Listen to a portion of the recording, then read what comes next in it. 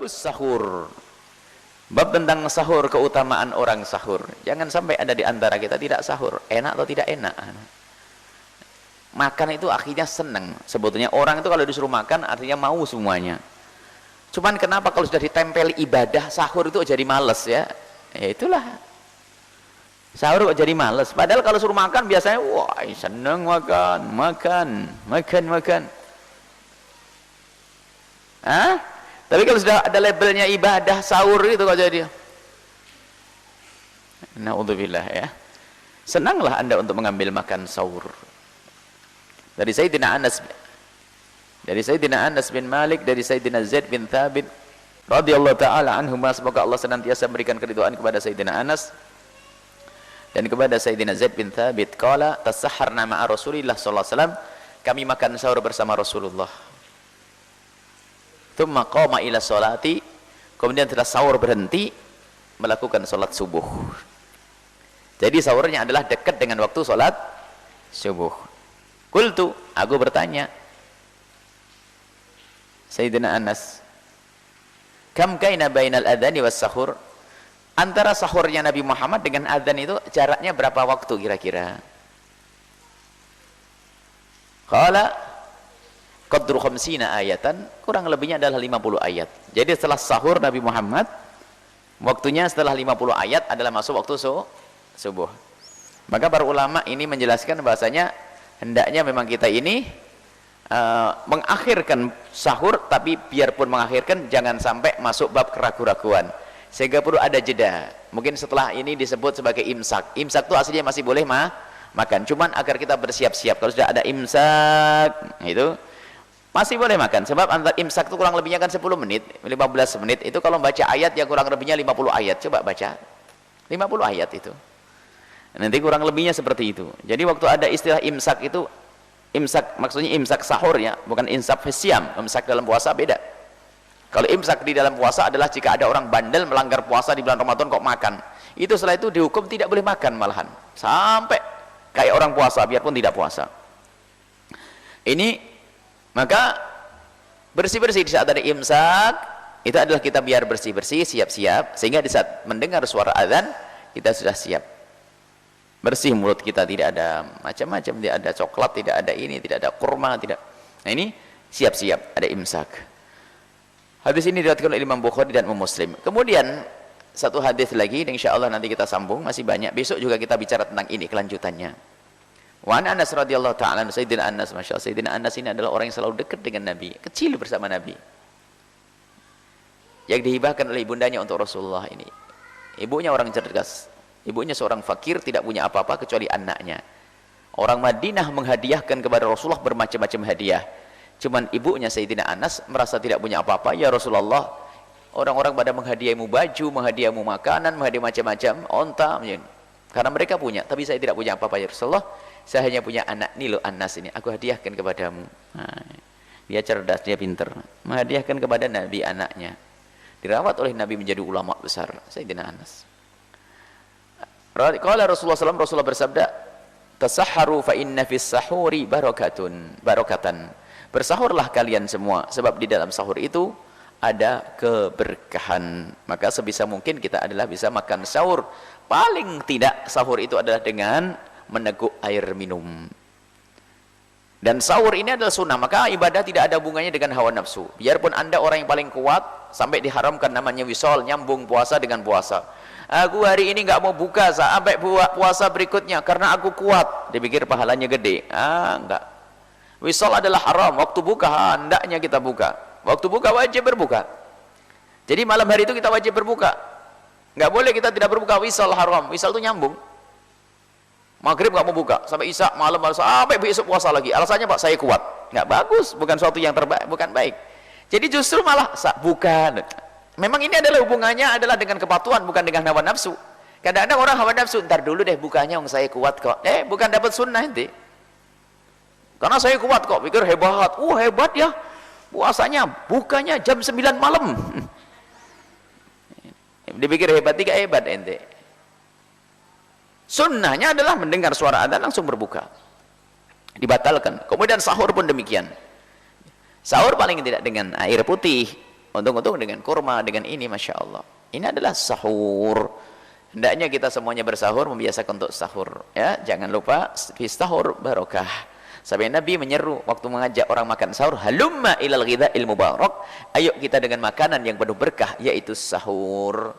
Dan Allah Subhanahu wa taala dalam hadis Nabi SAW, lihat, mendoakan, Allah memberikan berselawat kepada orang yang makan sahur. Dalam hadis Nabi SAW, Imam Ahmad meriwayatkan dari Abi Sa'id Al-Khudri radhiyallahu ta'ala anhu, qala Rasulullah SAW, as-sahur kulluhu barakah. Sahur itu semuanya berkah, baik sahurnya di awal, di tengah, atau di akhir, baik makannya yang awal atau makan akhir, semua makanan sahur berkah. Sementara makanan biasa tidak semuanya berkah. Semua makanan biasa tidak semuanya berkah. Berkahnya disembunyikan oleh Allah di antara suapan-suapan yang ada. Makanya jangan menyisakan makanan kalau kita makan makanan, karena khawatir berkahnya ditinggal di situ. Makanya kalau makan yang habis, kalau khawatir tidak habis, ngambilnya pas-pasan, jangan berlebihan lalu tidak habis. Ini kebiasaan sombong tuh, makan disisihkan di pojok, taruh sisa biar kita dianggap sebagai orang kaya. Biarpun kamu dianggap orang kaya, tahu utangmu banyak, tetap punya utang nih. Ini ada orang gaya itu, ngikuti nengrat gaya kerajaan mana itu. Jadi makan jangan dihabisin kayak orang rakus. Enggak, habiskan kalau nggak makan, karena khawatir keberkahan ada di situ. Jangan sisakan. Ada kita makan ini, subhanallah, makan ini ditinggalin, haram. Jangan biasakan. Anda kan pengen cari cahaya, ini loh cahaya ya. Jangan denger ini, jangan sok gaya-gayaan, gengsi. Makan habis, makan bersih. Nabi kalau makan bersih, sampai nih jilat tangan beliau yang bersih, itu yang suci, bersih. Jangan sampai kita masuk dunia kesombongan gara-gara gayanya orang ningrat. Memang cara makan berbeda-beda, tergantung di mana kita belajar. Kalau di negeri kafir sana cara makannya beda. Orang tidak pernah kenal Allah, kenal Rasulullah, ya beda cara makannya. Harus ditegaskan, itu cara Nabi SAW. Maka selain makanan sahur, keberkahan dititipkan di antara biji-biji nasi yang bertebaran di situ. Kita tidak tahu mana, jangan sampai engkau tinggalkan. Tapi as-sahur kulluhu barakah. Nabi menyebutkan as-sahur kulluhu barakah. Fala tada'uhu, jangan kau tinggalkan. Sahur keberkahan itu semuanya. Wa anna ahadakum yajra' jur'atan min ma'in, kalau di saat engkau meneguk air, fa innallaha ta'ala wa malaikatahu, sesungguhnya Allah dan para malaikatnya, yusalluna 'alal mutasahhirin, berselawat. Allah berselawat kepada kalian, maknanya Allah menurunkan rahmat dan pengampunan kepada kalian, mengeluarkan kalian dari kegelapan, mengeluarkan kalian dari kesusahan, menjadi sebab kelapangan hati. Sahur. Dan malaikat juga mendoakan, kalau malaikat itu istighfar, mohonkan ampun kalian. Kalau solawatnya malaikat kepada kita adalah istighfar, memohonkan ampun kepada Allah untuk kita. Hadis riwayat kalau Imam Ahmad ibn Hanbal, dan dikatakan wa sanaduhu qawi, sanadnya sanad yang dianggap sanad yang kuat.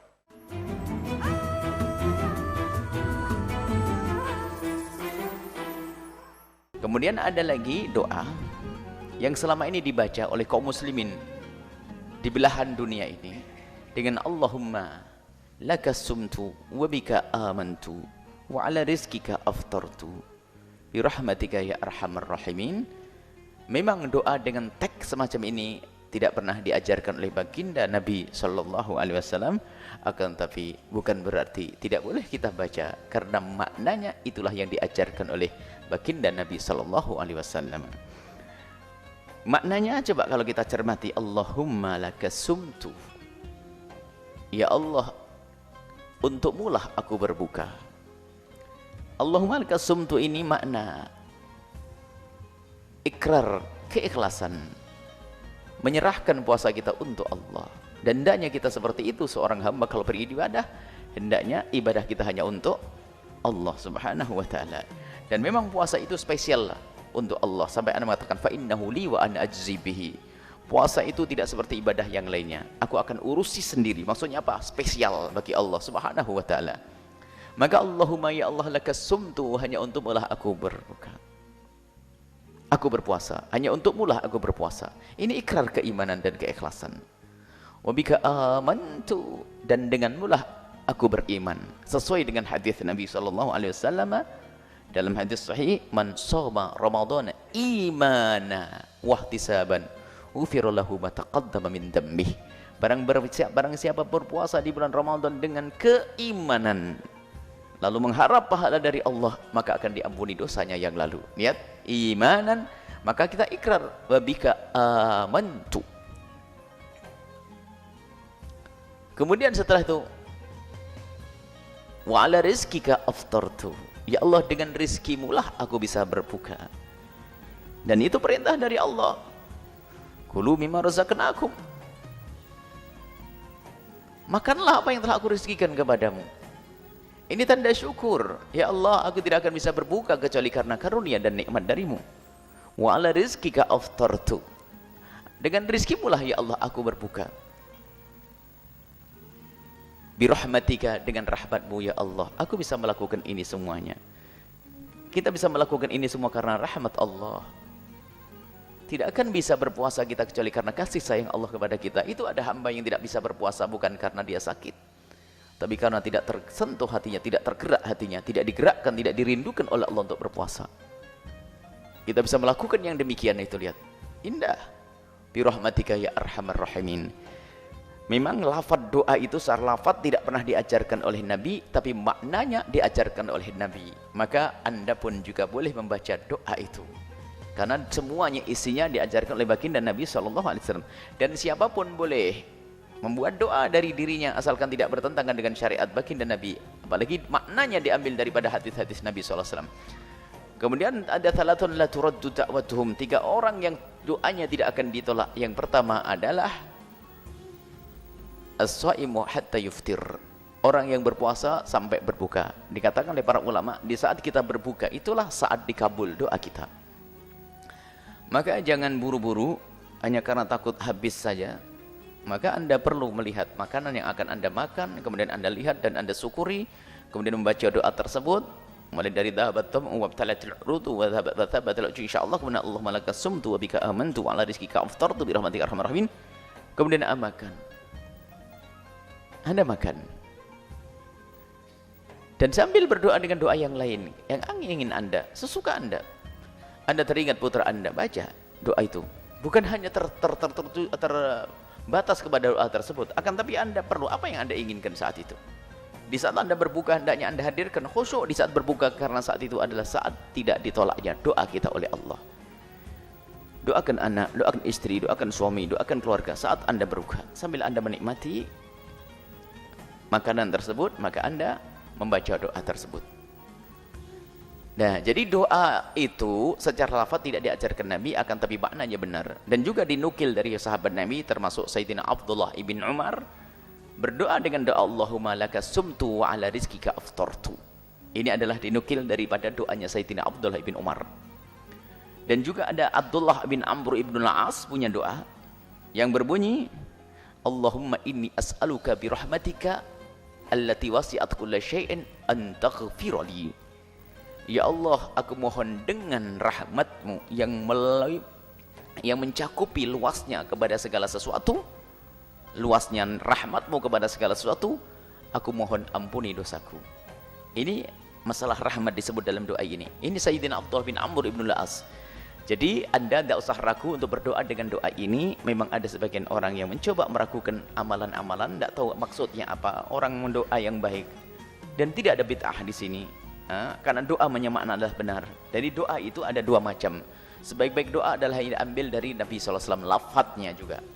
Tapi kalau lafadznya tidak, Anda bisa menyusun lafadz dari diri Anda sendiri, tapi maknanya diambil dari yang diajarkan baginda Nabi SAW. Kalau tidak dibaca, diajarkan baginda Nabi, bukan sesuatu yang terlarang. Baik, jadi saat Anda berdoa, ya Allah berikan kepadaku anak yang soleh, cucu-cucu yang soleh, tidak ada lafadznya begitu dari Nabi. Nabi pakai bahasa Arab kok. Tidak ada bid'ah, cuman ada sebagian orang yang terkopoh-kopoh, membuat orang ragu-ragu di dalam berdoa. Jadi apa yang harus hendaknya Anda baca waktu berbuka? Allahumma lakas sumtu, jangan ragu, baca itu doa. Allahumma lakas sumtu wa bika amantu wa ala rizkika aftartu bi rahmatika ya arhamar rahimin. Kemudian dhahabat tam'u wa btalatil uruku wa thabatal ajru insyaallah. Itu doa-doa yang diajarkan oleh baginda Nabi sallallahu alaihi wasallam. Maknanya diajarkan baginda Nabi sallallahu alaihi wasallam. Tapi yang kedua tadi, dhahabat dam'u, itu diajarkan langsung oleh Nabi sallallahu alaihi wasallam.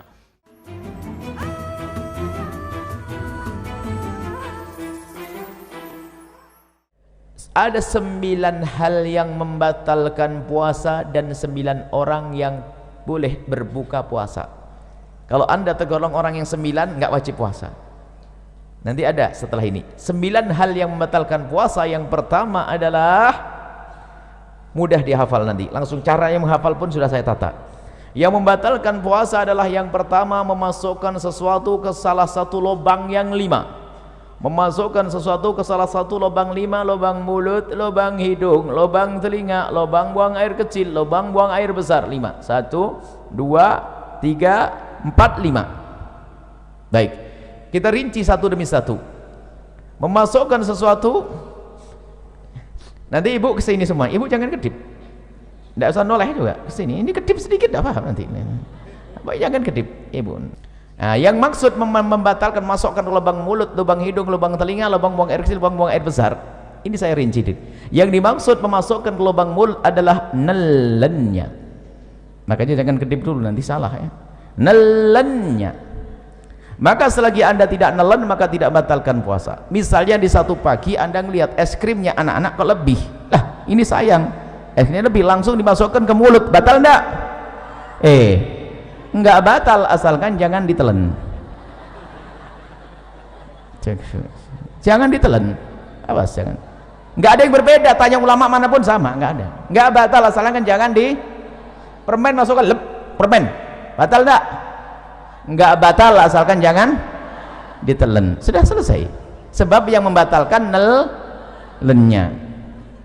Tapi makruh, iseng banget ya, tambah sakit hati es krim masukkan mulut siang hari bulan Ramadan. Tapi kita harus paham yang membatalkan nelen. Makanya kenapa Buya ngomong jangan kedip. Kalau ibu kedip atau ibu noleh ke sebelah habis itu pulang, oh yang membatalkan nelennya saja ya. Iya bener kan, paham? Jelas. Pulang ke rumah ditanya sama anaknya, mama nelen ludah gimana ma? Saya tadi ngobrol. Makanya jangan ngobrol kalau ngaji, nggak usah tanya ke tetangganya. Ayo nelen ludah gimana? Kayaknya batal. Ah kok kayaknya, nih bagaimana sih? Harus jelas. Nelen ludah itu tidak membatalkan puasa dengan catatan ada 3. Jadi nelen ludah itu tidak membatalkan puasa asalkan ada catatan 3. Yang pertama, ludahmu sendiri. Sudah tidak usah bingung kalau belajar dengan kami, ibu matanya ke sini aja, ibu gak usah bingung, nanti ibu paham sendiri, tidak usah bingung, tidak usah. Saya pikir yang paling mudah itu ibu paham gampangnya. Yang pertama, ludah ditelan itu tidak membatalkan puasa asalkan ludah ibu sendiri. Ludahnya orang lain batal. Ya masa ludahnya orang ini, ya cuman kalau ngomong ludahnya orang lain itu jangan dibayangin ada ludah di meja langsung itu jorok banget itu. Anda memang belum belajar bagaimana keharmonisan dalam rumah tangga. Ya mungkin sekali seorang suami kalau ciuman kan nggak batal puasa, tapi kalau tertukar lidah suami sama istri, pak, ya gitu loh. Contohnya yang indah, contoh kok jorok banget. Rumah tangga model apa itu? Jadi kan tertukar ludah, batal tidak? Batal karena bukan ludahnya sendiri. Jadi kalau ludah orang lain batal. Yang kedua, ludah ditelan tidak membatalkan puasa asalkan ludah masih ada di dalam mulutnya. Tapi kalau ludah itu ibu iseng mulai pagi sampai siang dikumpulkan di gelas sampai dapat setengah gelas, masya Allah, taruh di kulkas dingin. Setelah itu ibu minum di siang hari, batal enggak? Batal karena sudah keluar dari mulut. Kalau sampai enggak paham omongan yang begini, masuk SLB, dibuat yang gampang begini. Makanya jangan noleh-noleh, sudah saya bikin yang paling gampang. Yang ketiga, ludah itu ditelan tidak membatalkan puasa asalkan ludahnya masih asli, belum bercampur dengan yang lainnya, belum campur sama permen, belum campur sama kopi, belum campur sama es krim. Jelas?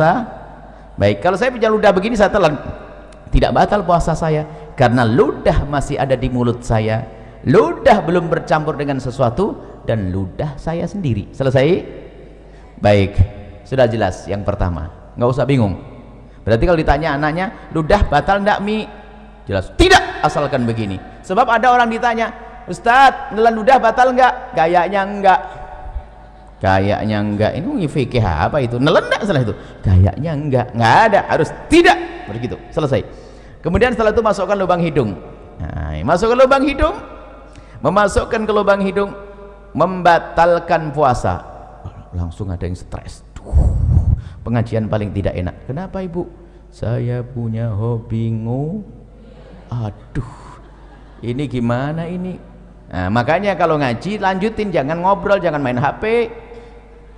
Ngaji main HP ketinggalan dengan ngobrol sama Tuhan. Nah, yang dimaksud membatalkan puasa, memasukkan sesuatu ke lubang hidung adalah jika sesuatu itu telah kita masukkan sampai kepada batas yang seandainya yang kita masukkan itu air, kita akan merasakan panasnya gerak bagian atas, ya nak?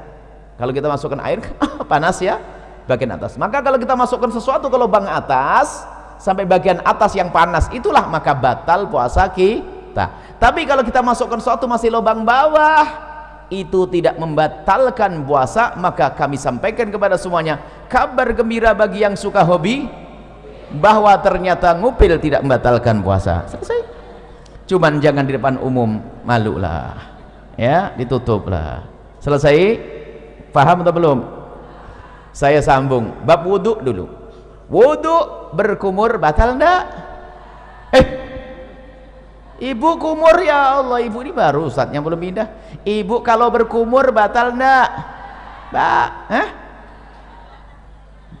asalkan airnya jangan gitu aja kok pusing nih, ngapain sih ngajinya bagaimana ini? Saya belum pergi. Kumur sunnah bahkan, bukan. Jadi ibu kalau bulan Ramadan tetap kumur ya, hukumnya sunnah. Coba batal enggak? Berarti omongan saya salah enggak tadi? Masukkan satu ke lubang mulut tidak batal asalkan jangan selesai. Baru gamblang. Ada ibu yang bengong kok enggak batal masukin permen ya, kok enggak batal masukin permen ya, kok enggak batal. Makanya ngaji yang benar sekarang. Wong kumur sunnah kok. Baik kalau kumur biarpun berpuasa. Kemudian saya kasih ilmu lagi. Kalau anda lagi berkumur di bulan Ramadan kemudian sudah anda buang airnya, maka anda jangan ragu lagi, biarpun ada rasa dingin-dingin itu dimaafkan, asalkan waktu anda membuang air kumur tadi anda buang 100%, nggak ada yang ditahan sedikit pun. Kalau ada ditahan batal, tapi dibuang, sisa dingin itu nggak ada masalah. Pasti ada sisa dingin karena apa? Air. Selesai ya? Sama di dalam berwudu istinsak, memasukkan air ke dalam hidung ya, sekedarnya, jangan sampai ke derajat tempat yang panah. Itu adalah tidak membatalkan, hukumnya tetap sunnah. Baik, kalau masukkan untuk kumur sunnah, tapi masukkan es krim makruh, tapi sama-sama tidak batal puasa. Masukkan es krim makruh, asalkan jangan ditelan, tidak batal. Masukkan kumur air wudu sunnah. Baik, apa perbedaannya dua-duanya? Kesamaannya sama-sama tidak batal, perbedaannya kalau kecelakaan. Jadi begini ibu, kalau ibu lagi berkumur wudu, tak taunya ada petir jeder begitu kok ketelen, itu rezeki, nggak batal. Karena apa? Ibu menjalankan perintah lalu ketelen. Diperintahkan, sunnah itu kan diperintahkan, paham ya? Tapi masukkan es krim diperintahkan enggak? Nah, berbeda kalau ibu lagi main-main nerapkan ilmu, kata Buya nggak batal masukkan es krim. Baru masukkan es krim, nginjak kucing digigit, ketelen, batal. Main-main, ngapain es krim masukin mulut? Jelas ya? Baik, ini yang pertama, masukkan mulut, lubang hidung, selesai. Masukkan suatu ke lubang telinga. Lubang telinga bagian mana sih? Lubang telinga itu bagian dalam. Bagian dalam bagaimana? Bagian dalam lubang telinga itu yang batal kalau kita masukkan sesuatu ke lubang tersebut. Lubang dalam adalah lubang yang tidak bisa dijangkau oleh jari kelingking ini. Tapi kalau masih kelingking begini, ini luar. Kalau anda begini kan gatal, anda korek dengan jemari kelingking, tidak batal. Tapi kalau pakai korok kuping masuk ke dalam, batal. Selesai? Ini dalam madhab kita Imam Asy-Syafi'i radhiyallahu ta'ala anhu. Baik, selesai. Lubang depan, lubang belakang. Mohon maaf ini majelis mulia, agar tidak dirubah menjadi majelis guyonan, kami himbau kepada para asatidz sekalipun kalau masuk wilayah-wilayah seperti ini harus waspada, sebab kalau majelis dijadikan majelis guyonan akan dicabut berkahnya majelis. Memasukkan suatu ke lubang depan, misalnya seorang laki-laki, mohon maaf, lubang kemaluannya ditetesin air, batal. Atau seorang ibu pakai obat, dimasukkan obat ke dalamnya, obat anti keputihan segala macam, batal. Atau mohon maaf nih, seorang wanita di saat hendak mensucikan diri dari bekas buang air kecil, maka wahai para wanita, hendaknya cukup digosok dengan perut jemari ini. Kalau digosok dengan perut jemari ini sekuat apapun, maka ini masih bagian luar dan tidak batal. Tapi kalau mohon maaf, kalau jemari yang dibelokkan begini masuk ke wilayah dalam, batal puasanya. Maka Allah sudah maha tahu cara mensucikan, cukup dengan perut jemari, tidak usah kena ragu-ragu. Ini biasanya santri yang setengah ngajinya itu ragu-ragu, kena was-was, pengen dimasukkan ke dalam, batal puasanya dan bikin penyakit kotor. Cukup dengan perut jemari, sekuat apapun ini bagian luar, asalkan dengan perut jemari, dibersihkan dengan perut jemari, itu bagian luar, tidak batal puasanya. Jangan sampai gara-gara dengar omongan saya nanti pada nggak bersih diri dari buang air kecil, kacau nanti. Bersihkan dengan perut jemari, selesai. Kemudian untuk lubang belakang sama, bersihkan dengan perut jemari. Kalau ada dibelokkan begini, batal, dimasukkan dengan perut, dengan jemarinya. Selesai, itu yang pertama. Yang kedua, yang membatalkan puasa adalah muntah dengan sengaja. Muntah dengan sengaja. Kalau orang muntah tidak sengaja nggak batal. Hamil muda muntah, naik kendaraan mabuk muntah, tiba-tiba masak sesuatu bau muntah, nggak apa-apa, nggak batal. Yang membatalkan muntah dengan sengaja, digorok perutnya muntah, atau mencari bau yang paling nggak enak biar keluar, biar muntah. Kalau dengan sengaja tapi kalau tidak sengaja tidak batal. Dengan catatan, ini catatan ini umum, secara umum, asalkan habis muntah yang tidak sengaja tadi, jangan nelen ludah sebelum berkumur. Kalau nelen ludah habis muntah, ludahnya ditelan, batal puasanya. Kenapa begitu? Ini pemahamannya kembali yang pertama tadi, muntahan dari dalam perut kita itu najis lewat tenggorokan ke mulut. Berarti mulut kita kenapa? Kena najis. Najis itu cara mensucikannya dengan air, bukan dengan ludah. Maka kalau kita meludah 1000 kali biarpun mulut bersih, tetap najis. Maka cara membersihkannya mulut yang terkena najis, cukup ambil air bersih seperti ini, umur, selesai. Maka bagi yang kok muntah tanpa sengaja di siang hari, maka bulan Ramadan, maka bergegaslah mengambil air, jangan telan ludah dulu. Kalau memang meludah, dibuang ludahnya sampai ketemu air, berkumur. Setelah anda kumur sekali, boleh setelah itu ludah ditelan. Kenapa? Karena ludah ditelan menjadi batal puasa kalau habis muntah tadi sebelum berkumur, karena ludahnya sudah tidak murni lagi kayak pertama tadi. Ingat, karena ludah sudah bercampur dengan najis. Selesai ya, mudah dihafal. Yang pertama masuk ke satu lubang 5, yang kedua adalah muntah dengan sengaja, mirip muntah dengan itu satu paket. Kemudian yang kedua dan yang ketiga, yang ketiga dan keempat yang membatalkan puasa, yang ketiga adalah berhubungan, bersenggama biarpun tanpa keluar air mani. Cukup bersenggama, seorang suami mohon maaf memasukkan kemaluannya ke istri biarpun baru sebentar lalu ditarik, itu membatalkan puasa. Biarpun sebentar, biarpun tidak keluar mani. Kami hanya membahas urusan suami istri. Bagaimana dengan zina? Sama, zina batal puasa. Naudzubillah. Menggauli kambing batal puasa. Cuman tidak dibahas di sini karena apa? Ya itu orang-orang bukan ahli iman itu, ya enggak?